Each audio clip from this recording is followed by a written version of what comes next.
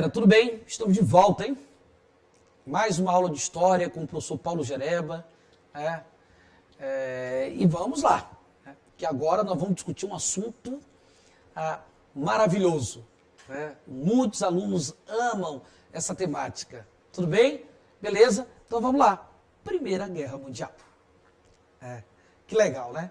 Então, quando se pensa a Primeira Guerra Mundial, que vai de 1914 a 1918, o historiador Eric Hobsbawm, ele costuma dizer que, na verdade, a Primeira Guerra Mundial, pegando ali uma discussão feita em torno da relação da Primeira com a Segunda Guerra, que, na verdade, a Segunda Guerra Mundial teria sido a continuação da Primeira, porque a Primeira Guerra, ela teria sido uma guerra inacabada. Para que a gente possa compreender o porquê que essa guerra ela vai ser uma guerra inacabada e a Segunda Guerra seria uma continuidade dela, no primeiro momento nós vamos trilhar por alguns caminhos importantes. No primeiro momento nós vamos discutir as motivações dessa guerra, vamos falar sobre as fases desse conflito e, por último, iremos discutir os efeitos, desdobramentos dessa guerra. A partir daí, iremos compreender de que maneira a Segunda Guerra Mundial ela é uma complementação, uma continuidade da Primeira Guerra. Tudo bem? Então, beleza. Então, vamos lá. Motivações. Lógico que quando você começa a pensar os motivos da Primeira Guerra Mundial, um dos fatores fundamentais é o imperialismo europeu na África e na Ásia. Porque o imperialismo, ele provoca disputa de territórios. Ele provoca disputa de mercados entre as principais potências imperialistas europeias. Apesar dessa partilha, ela já vem acontecendo desde o final do século XIX, principalmente ali quando você vê uma África, a grande parte do território africano sendo partilhado pelos europeus, sem levar inclusive em consideração as diversidades étnicas existentes nesse continente, pela famosa Conferência de Berlim. Então, o que se percebe é que esse imperialismo ele vai gerar essa disputa de mercados. E essa disputa de mercados acaba levando esses países para a Primeira Guerra Mundial. Então, essa é uma das questões centrais quando se pensa nas motivações da Primeira Guerra. Uma outra questão que é tão importante como o imperialismo, ou seja, tão importante como essa disputa de mercados, galera, vai ser o quê? Os conflitos nacionalistas. Porque existe uma diferença entre nacionalismo e patriotismo. Patriotismo é quando eu amo a minha pátria. Nacionalismo é quando eu odeio o estrangeiro. O nacionalismo gera xenofobismo. O nacionalismo, na Europa do começo do século XX, nós tivemos vários conflitos nacionalistas que vão ser importantes e decisivos para o desencadeamento da Primeira Guerra Mundial. E quando se fala desses conflitos nacionalistas, nós temos, por exemplo, o revanchismo francês, o sentimento de ódio, de revanche do francês em relação ao alemão, por conta da derrota e das humilhações que a França sofreu lá na famosa Guerra Franco-Prussiana, no final do século XIX, quando a Alemanha, sob a liderança da Prússia, estava passando por um processo de unificação. Nós temos o pan-germanismo, que é uma proposta da Alemanha pós-unificada, uma proposta de uma Alemanha unir todos os povos de origem germânica e formar a grande nação germânica, o que vai gerar conflitos. Outra coisa, e o pan-eslavismo, que se você observar o grande gargalo do nacionalismo, foi o pan-eslavismo. Quando você fala do pan-eslavismo, é o projeto lá da Sérvia, na região dos Balcãs, a Sérvia que tem uma origem eslava, na Península Balcânica, a Sérvia que vem com uma proposta de unificar toda aquela região ali dos Balcãs, unir todos aqueles povos de origem eslava e formar ali a grande nação eslava, a Grande Sérvia. Essa é uma proposta da Sérvia e que, na verdade, é em cima dessa questão que nós teremos o estopim da Primeira Guerra Mundial, que nós colocamos aqui como uma crise nos Balcãs. Quando se fala de estopim, se fala de uma causa imediata, ou seja, uma motivação imediata. E esse estopim recai em cima dessa questão do pan-eslavismo, ou seja, o assassinato do arquiduque Francisco Ferdinando na Bósnia-Herzegovina, em Sarajevo, um território que fica localizado na região dos Balcãs, porém um território sob o controle do famoso Império Austro-Húngaro. E ele foi assassinado por um grupo de jovens ligados ao movimento nacionalista da Sérvia. Esse grupo de jovens foi responsável pelo assassinato do arquiduque Francisco Ferdinando. E a partir dali, você tem um estopim da guerra. Uma guerra que, é lógico, é motivada também por uma corrida armamentista. Uma corrida que a gente percebe desde o momento que há uma disputa de mercados na África e na Ásia. O imperialismo, ele motivou ainda mais essa corrida armamentista, o que vai ser alimentado, né, pela guerra. A guerra irá alimentar cada vez mais essa corrida armamentista. Então ela não deixa de ser uma motivação que vai provocar a Primeira Guerra Mundial. Uma outra coisa também importante é a formação dos blocos das alianças. Os blocos das chamadas alianças militares, beligerantes, ou opostas ou antagônicas.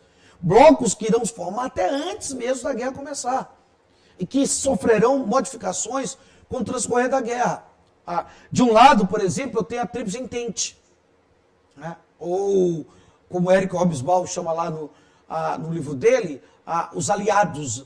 A Tríplice Entente, que eu tenho a participação antes da guerra. Quem vai compor a Tríplice Entente? Ou os aliados? Eu tenho a Inglaterra, a França e a Rússia. Entretanto, a Rússia, em 1917, ela sai da guerra. Ela vai sair da guerra. Lenin tira a Rússia da guerra. Por conta da Revolução Bolchevista, você tem a saída da Rússia. A Rússia, inclusive, vai assinar um tratado com a Alemanha para sua retirada da guerra. É o famoso Tratado de Brest-Litovsk, onde a Rússia terá que conceder, inclusive, alguns territórios para os alemães. Como é o caso, por exemplo, do território da Letônia. Ok, galera? Beleza? Outra coisa interessante. Por exemplo, dentro da chamada Tríplice Entente, ou dos aliados, mais tarde nós teremos a entrada da Itália. A Itália, que não vai entrar no primeiro momento da guerra, ela vai entrar por volta de 1915, a Itália vai se colocar ao lado da chamada Entente. Ok? Outra coisa, a presença dos Estados Unidos na Primeira Guerra Mundial só no último ano da guerra. A entrada dos Estados Unidos só no último ano que você tem os Estados Unidos saindo da posição de neutralidade e entrando nessa guerra ao lado dos aliados ou da Entente. Do outro lado, galera, nós temos a famosa Tríplice Aliança. A Tríplice Aliança, que antes da guerra, conhecida lá no livro do Éric Hobsbawm como os Impérios Centrais, a Tríplice Aliança que antes da guerra você tem quem? A Alemanha, o Império Austro-Húngaro, antes da guerra, e a Itália. Mas tome cuidado. A Itália, quando ela resolver entrar na guerra, o Estado italiano ele só vai entrar na guerra em 1915. E ele não entra ao lado da Tríplice Entente. Ou melhor falando, da Tríplice Aliança. Ele vai entrar ao lado da Tríplice Entente. Ok, galera? Beleza? E outra coisa, a Tríplice, outro fato interessante, a Tríplice Aliança, após a guerra começar, terá como aliado o Império Turco-Otomano, que vai se aliar, logo após a guerra começar, a chamada Tríplice Aliança. Tudo bem? Beleza?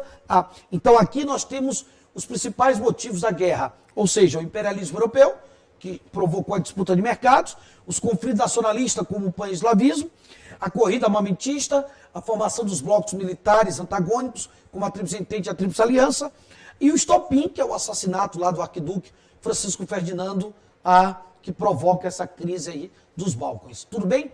Entretanto, seria importante pensar as fases da guerra, rapidamente. A primeira fase da guerra, que pega o primeiro ano dela, 1914, 1915, os historiadores caracterizam como a famosa guerra de movimento. Ok? A guerra de movimento. Onde a principal ação das forças militares na guerra nesse ano seria uma guerra de posições. A segunda fase, 1915, 1916, ela é conhecida como a Guerra das Trincheiras. Talvez um dos momentos mais difíceis da guerra. Apesar de saber que as trincheiras, ela vem desde 1914, inclusive vai uma dica de um filme importante para você, o filme 1917, a gente percebe um pouquinho do que foi a Guerra das Trincheiras na Primeira Guerra Mundial. O momento de maior intensidade das trincheiras foi 1915 e 1916. Na verdade, os soldados, eles morreram muito mais por doenças, como o tifo. O tifo matou muitos soldados dentro dessas trincheiras. Fome, precárias condições de higiene, antes mesmo da chegada da gripe espanhola, que, por sinal, não tem nada a ver com a Espanha. Certo? Na verdade, existem algumas concepções teóricas, por exemplo, na época se dizia que a gripe foi basicamente originada lá na Alemanha, mas existem outras concepções que diz que essa gripe, quem trouxe ela para a Europa foram militares norte-americanos, e a imprensa espanhola era a única imprensa que, por exemplo, noticiava a gripe. Por isso essa ideia de gripe espanhola. Na verdade, se tinha muita censura à imprensa, principalmente esses países que estavam envolvidos na guerra. Então, para não alarmar ainda mais a sociedade, porque a guerra em si, ela estava matando muitos soldados e principalmente civis, a Primeira Guerra Mundial ela matou entre 8 milhões a 10 milhões de pessoas. Mas ela matou muito mais civis do que militares. Então, para não alardear ainda mais, se procurou esconder a gripe espanhola. Então, dentro das trincheiras, as condições eram extremamente precárias. Eu costumo dizer que não se morria necessariamente de tiro ou do gás, porque os militares ainda tinham que ir para dentro das trincheiras com máscara, por conta do gás mostarda, porque se utilizou na Primeira Guerra Mundial uma arma química biológica, é o famoso gás mostarda. Certo? Porém, o que a gente observa que são as precárias condições das trincheiras é que vão matar muitos desses soldados na guerra. A última fase, ela se divide em dois momentos. O famoso penúltimo ano da guerra, que vai de 1916 a 1917, que você tem um avanço da Alemanha. A Alemanha, ela irá avançar militarmente, certo? Ela e os seus dois impérios aliados. Ela avança sobre o Entente, provavelmente a saída da Rússia teria sido um dos pontos decisivos para que a Alemanha conseguisse avançar militarmente na guerra.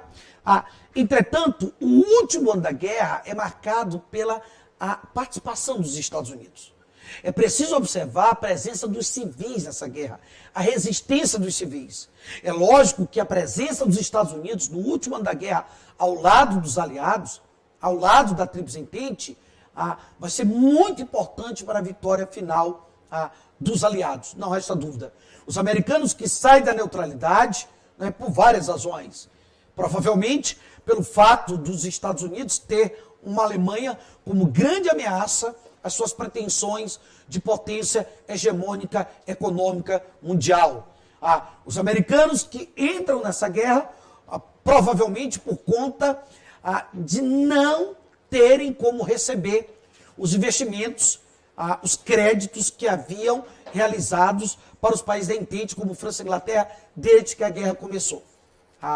Outra coisa, existe até uma concepção que os Estados Unidos teriam entrado nessa guerra por conta de uma aliança secreta entre a Alemanha e o governo mexicano.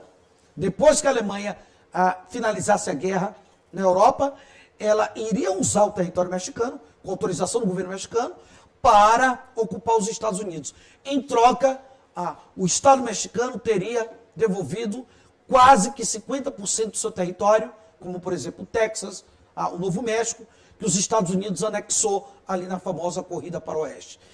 Então, essas são algumas das razões da entrada dos Estados Unidos na Primeira Guerra Mundial ao lado dos aliados. Essa entrada ela foi importante, assim como foi importante também a resistência dos civis. E aí você tem a vitória dos aliados. Só que os aliados vencem a guerra, porém eles estão destruídos. Se você olhar para os aliados da Europa, a Inglaterra, a França, a Itália, que fazem parte, nesse momento, da chamada Tríplice Aliança, ou melhor falando, da Tríplice Entente, que superaram a Tríplice Aliança, os impérios centrais, como a Alemanha, o Império Austro-Húngaro, o Império Turco-Otomano. Então, os aliados ou a Entente, eles estão destruídos. Esses países foram destruídos com a guerra. Né? Principalmente no que diz respeito ao quê? À mortandade, né? Milhares de pessoas morreram com a guerra. Inclusive vão morrer também por conta da gripe espanhola. A gripe espanhola, que teria matado aproximadamente, no período de 1918 e 1919, ela teria matado aproximadamente de 40 milhões a 50 milhões de pessoas. A gripe, inclusive, chegou ao Brasil. Tá? Ela chega ao Brasil. Uma gripe, só para você ter ideia, e até fazer uma conexão que está ocorrendo hoje, uma gripe que, se nós analisarmos, ela irá somente se descobrir, somente irá se descobrir o vírus que provocou essa gripe na década de 1930. E somente em 1944 é que vai se ter a vacina para o vírus da gripe espanhola. Então ainda demorou um pouco a se encontrar a solução. Evidente que hoje nós temos avanços muito maiores que se tinha na época. Enfim, ok? Então, temos aí, como um dos resultados da Primeira Guerra Mundial, a mortandade principalmente de civis, morreram mais civis do que militares, e o próprio avanço da gripe espanhola. Os Estados Unidos vão, um outro resultado, os Estados Unidos vão, temporariamente, emergir como potência hegemônica econômica mundial. Temporariamente, isso até ser atingidos pela crise de 29, face à própria destruição da Europa, inclusive uma destruição material, não só em termos sociais, mas uma destruição também econômica.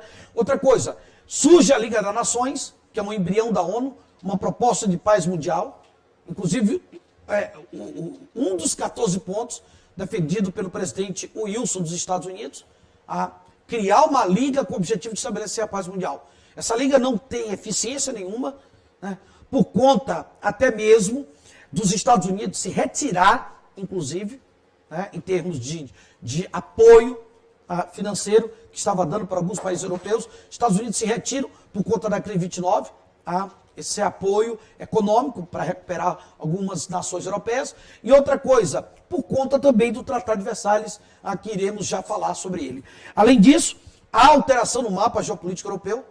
Alguns impérios europeus irão se desfazerem, e no lugar dele nós teremos surgimento de vários países, como é o caso do Império, por exemplo, Austro-Húngaro, ele se desfaz. No lugar dele temos a Áustria, o surgimento da Hungria, a extinta Tchecoslováquia, a extinta Iugoslávia. Então, há uma mudança no mapa geopolítico europeu por conta do fim dos impérios aliados, inclusive da Alemanha, no meu caso do Império Austro-Húngaro, aqui na Primeira Guerra Mundial. E um outro resultado dessa guerra, um dos resultados mais importantes, também foi o Tratado dos Vencedores, o Tratado de Versalhes, que deveria beneficiar apenas os países envolvidos basicamente com o quê? Com a vitória. Os países envolvidos com a vitória, os países da Entente, os aliados, deveriam se favorecer do famoso Tratado de Versalhes. Um tratado que foi extremamente duro contra os alemães, um tratado que foi extremamente humilhante, um tratado que destruiu com a Alemanha, né, em termos econômicos, em termos materiais, um tratado que acabou, na verdade, levando a Alemanha a sofrer uma crise econômica sem precedentes, um tratado que foi utilizado como grande justificativa para a ascensão de um regime totalitário, autoritário, tirano na Alemanha, que foi o nazismo. Os nazistas utilizaram, inclusive, isso está muito claro no livro Mein Kampf, escrito por Hitler, ele utiliza o Tratado de Versalhes como uma justificativa histórica para a ascensão desse regime autoritário, desse regime totalitário ao poder no Estado alemão. Um tratado que, por conta dele favorecer a ascensão do nazismo, o nazismo que tem uma característica de combate ao quê? Aos privilégios daqueles que foram favorecidos pelo Tratado de Versalhes. Ou seja, o nazismo que fala de um espaço vital para os alemães, que a Alemanha deveria buscar o seu espaço vital, que a Alemanha foi humilhada pelo Tratado de Versalhes. Né? Um tratado que tirou as potencialidades militares da Alemanha, um tratado que tirou as potencialidades econômicas da Alemanha. E a Alemanha ela foi humilhada pelo Tratado de Versalhes, como diria basicamente o nazismo na ocasião. Por isso, os alemães deveriam se orgulhar de ser alemães. Né? Deveriam se orgulhar de ser alemães, deveria partir diretamente para o militarismo, para o expansionismo e trazer de volta tudo aquilo que o ariano, que o germânico, que o alemão tinha direito. Então, o Tratado de Versalhes, ele acaba abrindo espaço para o quê? Para uma nova redivisão de mercados, proposto pelo nazismo e até mesmo pelo fascismo italiano. Muito mais pelo nazismo hitleriano. Uma nova redivisão de mercados que vai acabar levando à Segunda Guerra Mundial. Por isso, aquela frase inicial nossa lá, né? A Segunda Guerra Mundial é uma continuação da Primeira. E aqui o Tratado de Versalhes deixa muito claro, a Primeira Guerra Mundial, não só o Tratado de Versalhes, mas também, né, a própria situação que a Europa como um todo vai atravessar, mesmo os países vencedores da guerra. Essa guerra que, na verdade, nesse sentido, ela não está deixando vencedores. Então, essa situação que a Europa vive e o Tratado de Versalhes acabam abrindo brecha para se ter o nazismo, o fascismo, principalmente o nazismo, e com eles nós teremos a Segunda Guerra Mundial. Uma disputa de territórios que vai levar à Segunda Guerra. Né? Ok, galera? Então, o que nós falamos? Falamos das motivações da aula, da guerra, os motivos que levaram à Primeira Guerra Mundial, desde o imperialismo até o estopim. Falamos também dos movimentos da guerra, em termos de fases, a guerra de posição, a guerra das trincheiras, o avanço da Alemanha, a vitória final dos aliados, e falamos dos efeitos, desdobramentos dessa guerra. Tá? Desde a crise da mortandade na Europa, inclusive um pouco sobre a gripe espanhola, e até mesmo o Tratado de Versalhes, ou dos vencedores. Ok? Uma questão que também caiu no Enem, é sempre importante a resolução dessas questões, ela caiu em 2014, que diz o seguinte: 3 décadas, 1884 e 1914, separa o século XIX, que terminou com a corrida dos países europeus para a África, olha só, imperialismo, e com o surgimento dos movimentos de unificação nacional na Europa do século XX, que começou com a Primeira Guerra Mundial. É o período do imperialismo, da quietude estagnante, ou seja, a bela época se desmoronando e a luz se apagando na Europa de 1914. Na Europa e dos acontecimentos empolgantes na Ásia e na África. O processo histórico citado contribuiu para a eclosão da Primeira Guerra Mundial, na medida em que ele cita quem? O imperialismo. Ou seja, ele vai citar basicamente a disputa de mercados, a disputa de territórios na África e na Ásia.